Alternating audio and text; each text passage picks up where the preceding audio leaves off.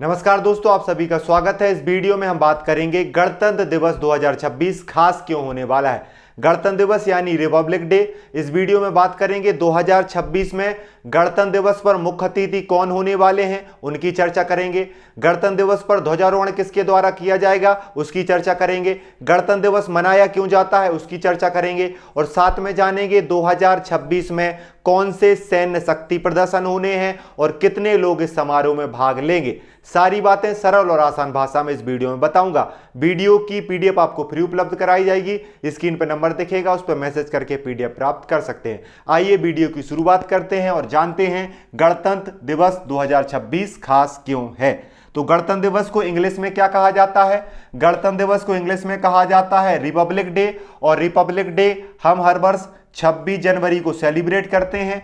26 जनवरी 2026 को भारत अपना 77वां गणतंत्र दिवस मनाएगा। याद रखना है, हमने पहला गणतंत्र दिवस संविधान लागू होने के उपलक्ष्य में 26 जनवरी 1950 को मनाया था और 2026 में 77वां गणतंत्र दिवस मनाया जाएगा। 77 नंबर का रिपब्लिक डे सेलिब्रेट किया जाएगा 2026 में। यह समारोह नई दिल्ली के कर्तव्य पथ पर आयोजित किया जाएगा। इसमें भारत की संवैधानिक परंपरा, सैन्य शक्ति और सांस्कृतिक विरासत का प्रदर्शन किया जाएगा। आपको याद रखना है कि गणतंत्र दिवस का समारोह दिल्ली में कर्तव्य पथ पर आयोजित किया जाएगा। और 2026 के मुख्य अतिथि कौन रहने वाले हैं? 2026 गणतंत्र दिवस यानी रिपब्लिक डे के चीफ गेस्ट हैं एंटोनियो कोस्टा। ये आपको दिख रहे हैं, इनका नाम है एंटोनियो कोस्टा। ये वर्तमान में प्रेसिडेंट हैं यूरोपीय काउंसिल के। और दूसरी हैं उर्सुला वान डर लेन। उर्सुला वान डर लेन जो हैं ये यूरोपीय कमीशन की प्रेसिडेंट हैं। दोनों लोग यूरोप से आने वाले हैं। यूरोपीय काउंसिल के अध्यक्ष एंटोनियो कोस्टा और यूरोपीय कमीशन की अध्यक्ष उर्सुला वॉन डेर लेन मुख्य अतिथि होने वाली हैं 2026 के गणतंत्र दिवस की। ये चीज आपके लिए महत्वपूर्ण रूप से याद रखनी है। अगर हम बात करें इनके शामिल होने से क्या प्रभाव पड़ेगा, भारत और यूरोपीय यूनियन की रणनीतिक साझेदारी को महत्व मिलेगा इन दोनों लोगों के मुख्य अतिथि बनने से। आपके लिए बता दें, हमारे यहां पे हर वर्ष परंपरा है कि गणतंत्र दिवस पर हम मुख्य अतिथियों को आमंत्रित करते हैं और इस वर्ष के मुख्य अतिथि यूरोपीय यूनियन से आ रहे हैं, यूरोपीय यूनियन के अध्यक्ष और यूरोपीय काउंसिल के अध्यक्ष। अगली बात क्या है? झंडा फहराया जाता है। देखिए, कई बार क्या होता है, लोगों को कंफ्यूजन होता है दो चीजों में कि झंडा फहराना क्या होता है और ध्वजारोहण क्या होता है। तो सबसे पहले आप इन दोनों चीजों को ध्यान से समझिए। 26 जनवरी को फ्लैग अनफुलरिंग की जाती है, इसे ही झंडा फहराना कहलाता है। झंडा पहले से ऊपर बंधा होता है जिसे राष्ट्रपति खोलकर फहराते हैं। मतलब झंडा ऊपर पोल में ऊपर बंधा हुआ है, उसमें फूल रखे हुए हैं और उसको खोल दिया जाता है, इसे झंडा फहराना कहते हैं। और ये हर वर्ष राष्ट्रपति जी के द्वारा किया जाता है, गणतंत्र दिवस पर किया जाता है। जबकि ध्वजारोहण जिसे फ्लैग होस्टिंग कहते हैं वो हर वर्ष 15 अगस्त को किया जाता है। प्रधानमंत्री झंडे को नीचे से ऊपर चढ़ाते हैं। झंडा नीचे रहता है, उसको खींच के ऊपर चढ़ाया जाता है, इसे फ्लैग होस्टिंग कहा जाता है। और फ्लैग होस्टिंग हर वर्ष 15 अगस्त यानी स्वतंत्रता दिवस पर होती है। तो आपको महत्वपूर्ण चीजें क्या याद रखनी है? झंडा राष्ट्रपति के द्वारा फहराया जाता है 26 जनवरी पर और फ्लैग होस्टिंग यानी ध्वजारोहण प्रधानमंत्री जी के द्वारा किया जाता है स्वतंत्रता दिवस पर। यह महत्वपूर्ण रूप से आपको याद रखना है। 26 जनवरी को झंडा फहराया जाता है, 15 अगस्त को ध्वजारोहण किया जाता है। गणतंत्र दिवस 2026 पर भारत की राष्ट्रपति श्रीमती द्रौपदी मुर्मू कर्तव्य पथ पर राष्ट्रीय ध्वज को फहराएंगी, मतलब झंडा फहराएंगी। ये आपको याद रखना है।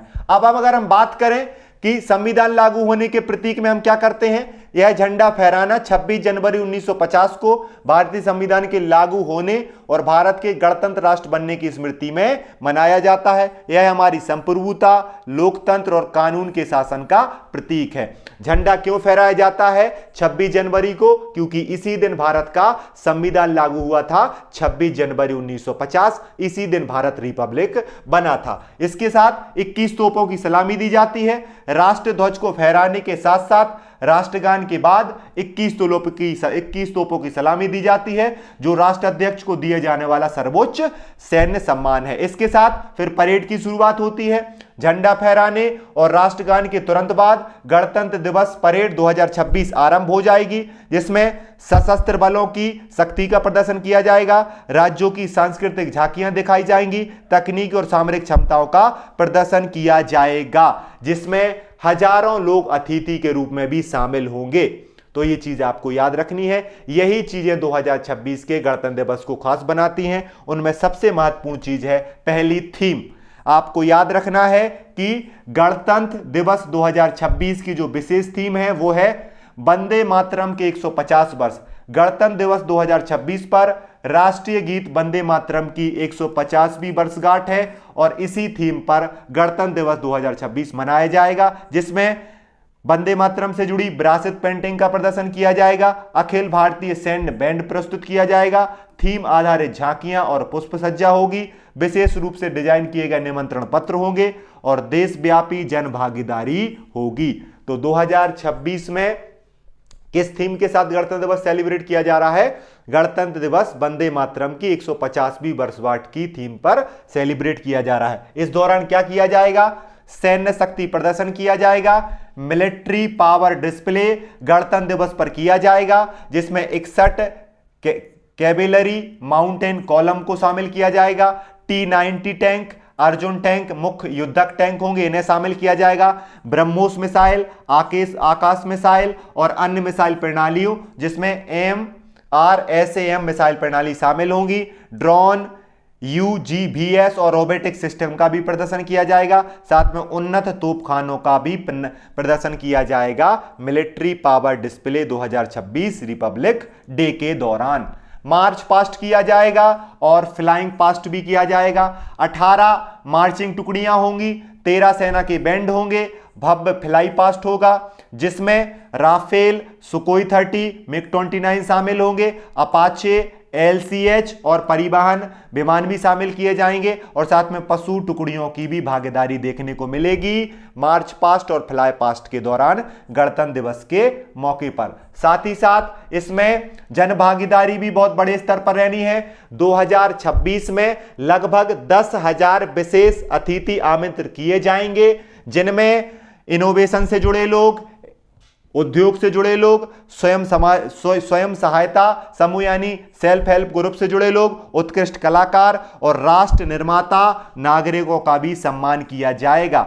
इसमें मतलब कि आप देखें परेड भी की जाएगी, ध्वजा को फहराया भी जाएगा, सैन्य शक्ति प्रदर्शन किया जाएगा, फ्लाई पास्ट, मार्च पास्ट, ये सारी चीजें करी जाएंगी। साथ में हजारों लोगों की जन भागीदारी के बीच बड़े धूमधाम से मनाया जाने वाला है गणतंत्र दिवस और मुख्य अतिथि रहने वाले हैं यूरोपीय काउंसिल के प्रेसिडेंट और यूरोपीय कमीशन के प्रेसिडेंट। ये चीज आपको याद रखनी है। ये सारी चीजें मिलकर गणतंत्र दिवस 2026 को बहुत खास बनाती हैं। आप सभी को गणतंत्र दिवस की हार्दिक शुभकामनाएं। वीडियो के अंत में एक बार फिर से देख लेते हैं कि इस वर्ष हमारे जो मुख्य अतिथि हैं वो कौन रहने वाले हैं। मुख्य अतिथि एंटोनियो कोस्टा रहने वाले हैं जो प्रेसिडेंट हैं यूरोपीय काउंसिल के, और उर्सुला वॉन डर लेन रहने वाली हैं जो प्रेसिडेंट हैं यूरोपीय कमीशन की। इतना याद रखना। वीडियो देखने के लिए धन्यवाद। जय हिंद, जय भारत।